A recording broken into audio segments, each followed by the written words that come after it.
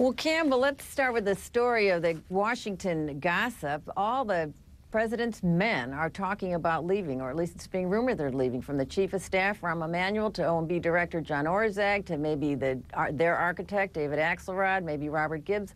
Not unusual for a midterm course correction, but kind of unusual to have so many top guns leaving, and will be problematic, I think, to the president if, in fact, they all do leave. It'll be interesting to see if he can talk them into some of them staying. Otherwise, he's going to be, the Cowboys are going to be running the show over there. You know what? These are the games we see in Washington all the time. And frankly, I think for the average American out there, he don't really care. Somebody's going to fill the job anyway. And so it's not shocking we see these stories. And because, again, we've been hearing, is Rahm going to run for mayor of Chicago? What is Orszag going to do? Axelrod's all tired. I'm like, you know what? It's Washington. It's gossip. That's what it is.